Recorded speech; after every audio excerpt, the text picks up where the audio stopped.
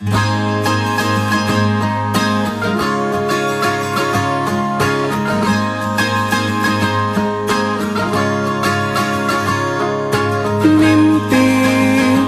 adalah kunci untuk kita menaklukkan dunia.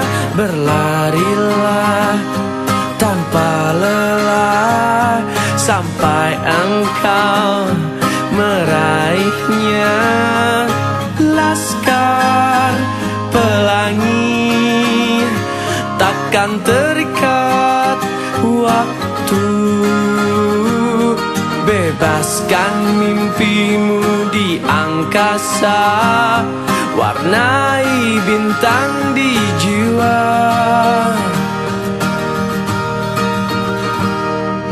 Menarilah dan terus.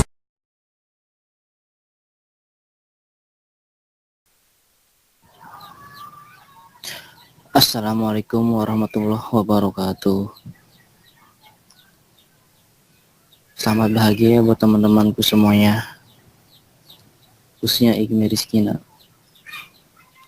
Oke, di sini saya ditugaskan dari kampus Igmi Rizkina untuk membahas atau mengangkat tema kurangnya perhatian pemerintah akan pendidikan di pedalaman Papua. Itulah kutipan yang saya ambil terlebih dahulu, dan banyak lagi penjelasan-penjelasan kekurangan dan terpurukannya masyarakat Indonesia. Oke, langsung saja. Negara telah memberikan otonomi khususnya untuk Papua kurang lebih 12 tahun lamanya. Tapi mengapa perkembangan pendidikan di wilayah pedalaman Papua kurang diperhatikan oleh pemerintahnya? Bukankah mereka orang asli Papua? Bukankah tujuan pemerintah adalah untuk mencerdaskan kehidupan masyarakatnya? Pertanyaan-pertanyaan ini muncul ketika melihat kurangnya perhatian pemerintah untuk pendidikan di pedalaman Papua. Pendidikan di pedalaman semakin hari semakin tertinggal. Pendidikan adalah persoalan yang mempengaruhi sumber daya manusia di pedalaman. Sarana pendidikannya yang kurang, sekolah jauh dari rumah-rumah warga, sehingga untuk mendapatkan pendidikan putra dan putrinya harus berjalan kaki dengan medan yang cukup jauh. Mereka harus melewati bukit, jalan hanya semacam jalan tikus dan bebatuan. Jikalau hujan pun datang, perjalanan yang mereka tempuh lebih berat lagi. Sampai di sekolah, mereka sudah lelah, sebagian tenaga mereka telah habis dalam menempuh perjalanan.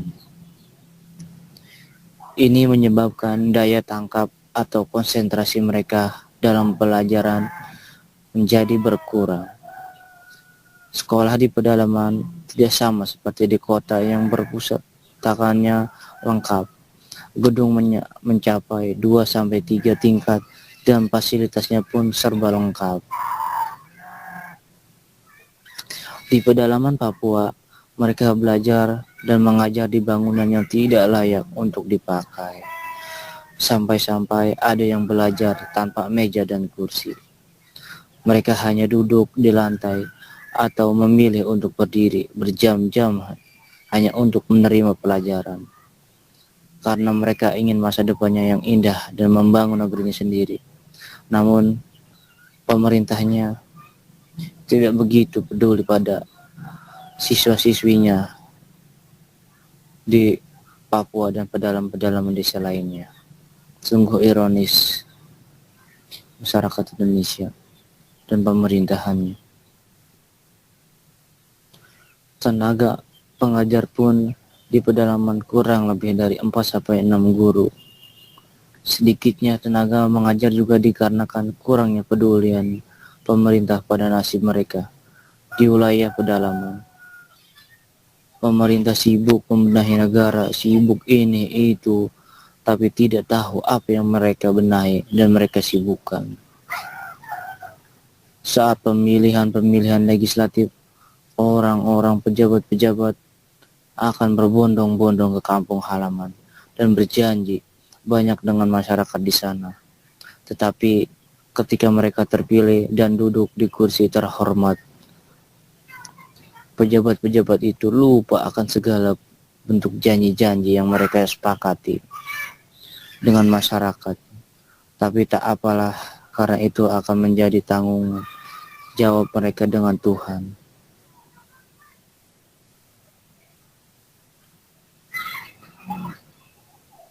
Kadang ketika mereka ketemu masyarakat dari pedalaman ada di wilayah kota mereka, dengan sengaja akan menutup kaca mobil dan pintu pagar rumahnya mereka. Sepertinya mereka hanya mementingkan suaranya saja, suara yang akan memilih mereka saja, tapi tidak mementingkan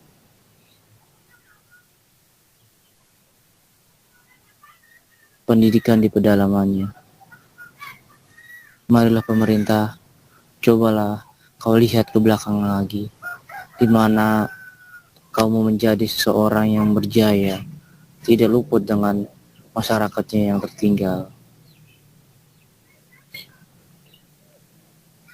Dan pemerintahnya hanya sibuk dengan keadaan di perkotaan, sedangkan di daerah pedalaman tidak mereka perhatikan.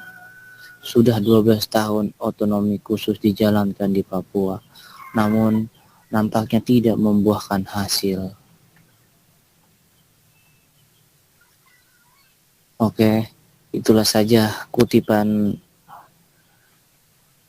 kurangnya perhatian pemerintah akan pendidikan di pedalaman Papua. Dan saya akan membahas masalah pendidikan di Indonesia. Peran pendidikan dalam pembangunan. Pendidikan mempunyai tugas menyiapkan sumber daya manusia untuk pembangunan. Derap langkah pembangunan selalu diupayakan seirama dengan tuntutan zaman. Perkembangan zaman selalu memunculkan persoalan-persoalan baru yang tidak pernah terpikirkan sebelumnya. Faktor-faktor yang mempengaruhi perkembangannya dan masalah-masalah aktualnya, beserta cara penanggulangannya. Apa jadinya bila pembangunan di Indonesia tidak dibarengi dengan pembangunan di bidang pendidikan? Walaupun pembangunan fisiknya baik, istimewa, namun tetapi apa gunanya bila moral bangsa terpuruk, moral bangsa di checklist jelek? Jika hal tersebut terjadi, bidang ekonomi akan bermasalah karena tiap orang akan korupsi dan koruptor, sehingga lambat laun akan datang hari di mana negara dan bangsa ini hancur dan sehancur-hancurnya. Oleh karena itu, untuk mencegahnya, pendidikan harus dijadikan selalu satu prioritas dalam pembangunan negeri ini. Pemerintah dan solusi permasalahan pendidikan.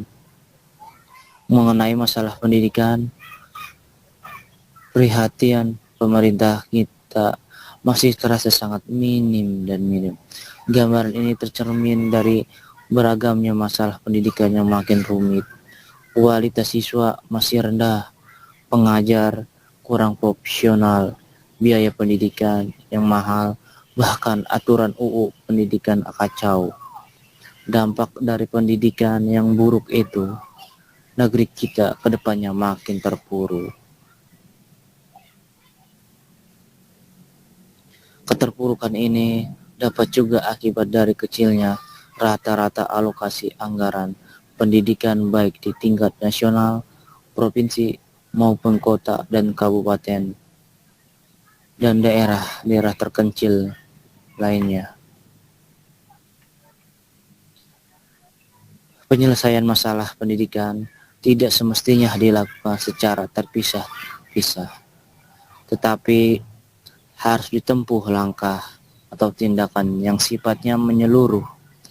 Artinya, kita tidak hanya memperhatikan kepada kenaikan anggaran saja, sebab percuma saja jika kualitas sumber daya manusia dan mutu pendidikan di Indonesia masih rendah, Masalah penyelenggaraan wajib belajar 9 tahun sejatinya masih menjadi PR besar bagi kita dan masyarakat, khususnya bagi pemerintahan.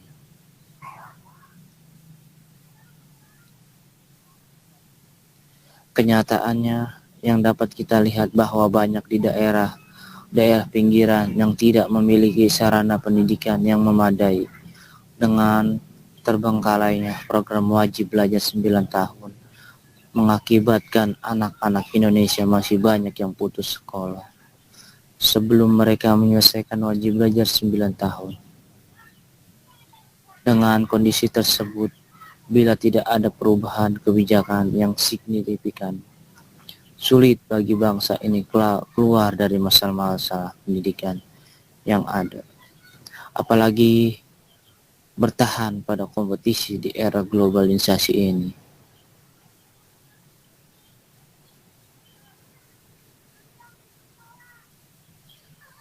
Kondisi ideal dalam bidang pendidikan di Indonesia adalah tiap anak bisa sekolah minimal hingga tingkat SMA tanpa membedakan status, karena itulah hak mereka, hak masyarakat, hak anak-anak bangsa untuk menjadi Indonesia menjadi yang terbaik dan berjaya. Namun hal tersebut sangat sulit untuk direalisasikan pada saat ini. Oleh karena itu, setidaknya setiap orang memiliki kesempatan yang sama untuk mengayomi dunia pendidikan.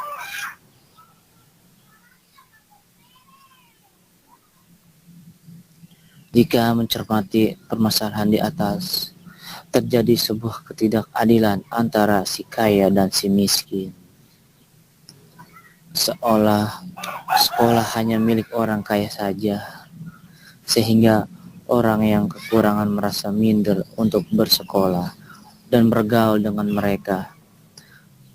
Ditambah lagi publikasi dari sekolah mengenai beasiswa sangatlah minim.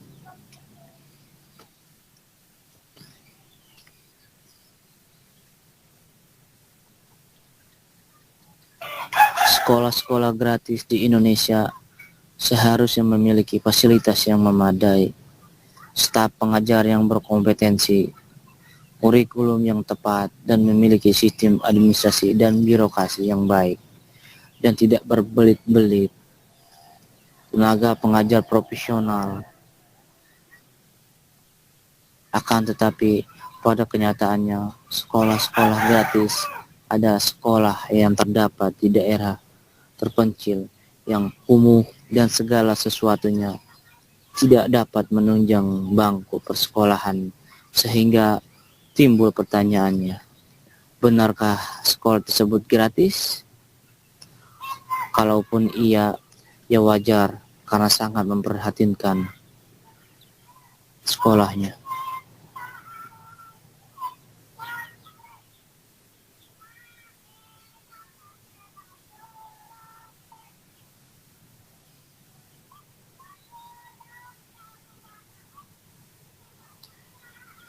Penyelenggaraan pendidikan yang berkualitas.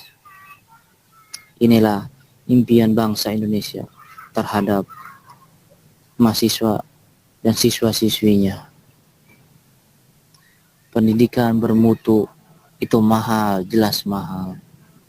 Kalimat ini sering muncul untuk menjustifikasi mahalnya biaya yang harus dikeluarkan masyarakat untuk menganyam bangku pendidikan. Mahalnya biaya pendidikan dari taman kanak-kanak atau yang kita kenal dengan TK hingga perguruan tinggi atau disebut dengan PT membuat masyarakat miskin tidak memiliki pilihan lain kecuali tidak bersekolah. Orang miskin tidak boleh sekolah. Untuk masuk TK dan SDN saja saat ini dibutuhkan biaya kurang lebih 500 ribuan sampai dengan 1 juta. Bahkan ada yang memungut di atas. 1 juta.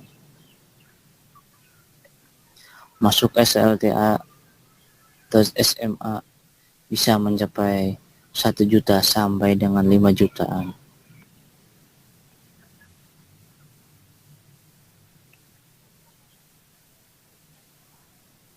Makin mahalnya biaya pendidikan sekarang ini tidak lepas dari kebijakan pemerintah yang menerapkan manajemen berbasis sekolah atau yang disebut dengan MBS.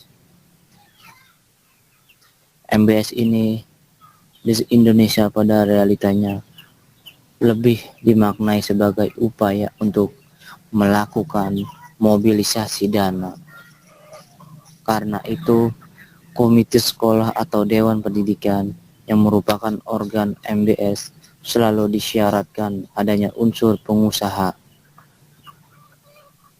Asumsinya, pengusaha memiliki akses atau modal yang lebih luas. Hasilnya saja, setelah komite sekolah terbentuk, segala pungutan uang kadang berkedok sesuai keputusan komite sekolah. Namun pada tingkat implementasinya, ia tidak transparan karena yang dipilih menjadi pengurus dan anggota komite sekolah adalah orang-orang dekat dengan kepala sekolahnya saja. Akibatnya, komite sekolah hanya menjadi legitimator kebijakan kepala sekolah dan MBS pun hanya menjadi legitimasi dari pelepasan tanggung jawab negara terhadap permasalahan pendidikan rakyatnya. Kondisi ini akan lebih buruk dengan adanya RUU tentang Badan Hukum Pendidikan atau yang dikenal dengan RUU BHP. Berubahnya status pendidikan dari milik publik ke bentuk badan hukum jelas memiliki konsekuensi ekonomi dan politis amat besar. Dengan perubahan status itu, pemerintah secara mudah dapat melemparkan tanggung jawabnya atas pendidikan warganya kepada pemilik badan hukum yang sosoknya tidak jelas. Perguruan tinggi negeri pun berubah menjadi badan hukum milik negara atau yang disebut dengan BHMN. Munculnya BHMN dan MBS adalah beberapa contoh kebijakan pendidikan yang kontroversial. BHMN sendiri berdampak pada melambungnya biaya pendidikan di beberapa perguruan tinggi favorit.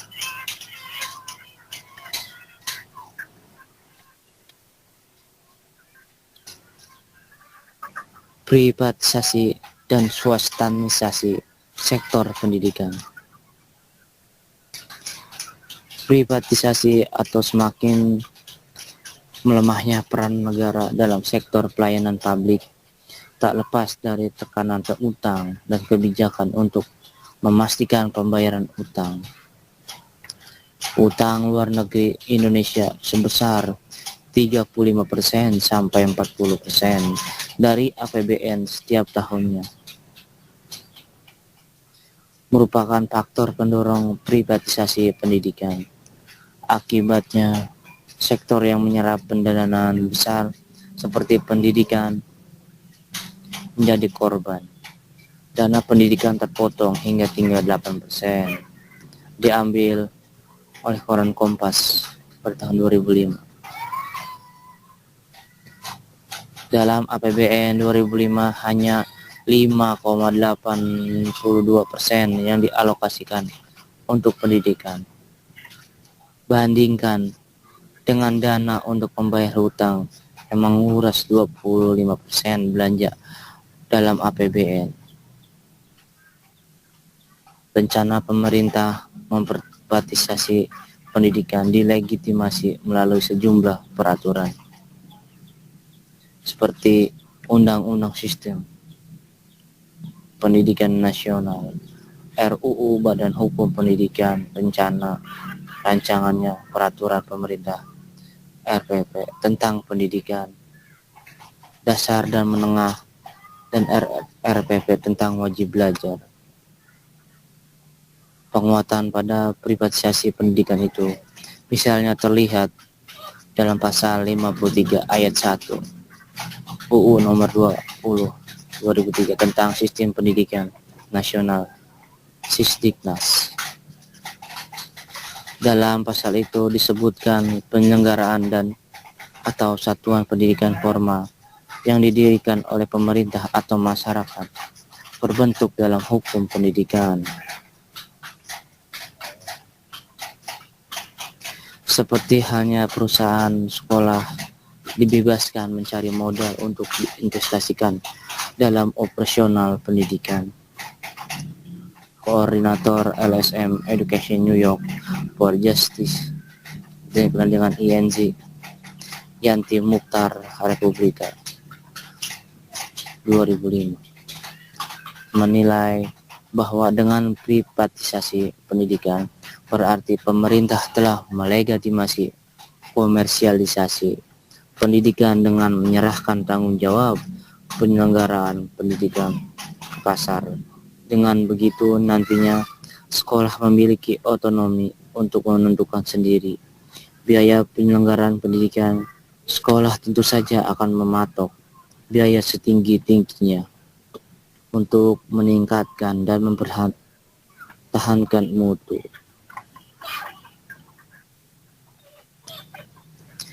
Akibatnya, akses rakyat yang kurang mampu untuk menikmati pendidikan berkualitas akan terbatasi dan masyarakat semakin terkotak-kotak berdasarkan status sosial antara yang kaya dan miskin. Hal senada dituturkan pengamat ekonomi Repressioned Bausir.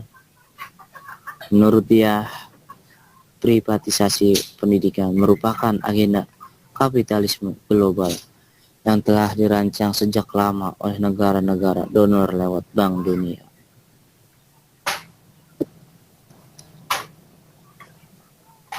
Melalui rancangan Undang-Undang Badan Hukum Pendidikan RUU BHP, pemerintah berencana memprivatisasi pendidikan. Semua satuan pendidikan kelak akan menjadi Badan Hukum Pendidikan atau yang dikenal dengan BHP.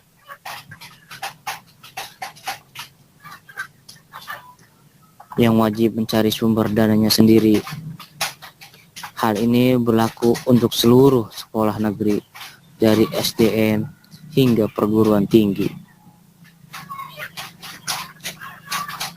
Bagi masyarakat tertentu, beberapa PTN yang sekarang berubah status menjadi badan hukum milik negara atau BHMN menjadi momok. Itu hanya menjadi momok. Jika alasannya bahwa pendidikan bermutu itu harus mahal, maka argumen ini hanya berlaku di Indonesia, di Jerman, Prancis, dan Belanda, dan beberapa negara berkembang lainnya. Banyak perguruan tinggi yang bermutu, namun biaya pendidikannya rendah. Bahkan beberapa negara ada yang menggratiskan biaya pendidikan. Pendidikan berkualitas memang tidak mungkin murah, atau tepatnya tidak harus murah atau gratis. Tetapi persoalannya siapa yang seharusnya membayarnya.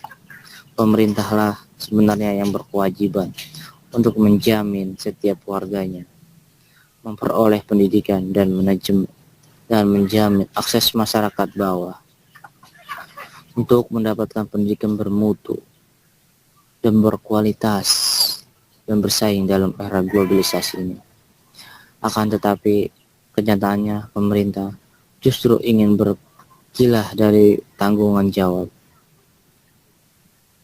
Padahal keterbatasan dana tidak dapat dijadikan alasan bagi pemerintah untuk cuci tangan.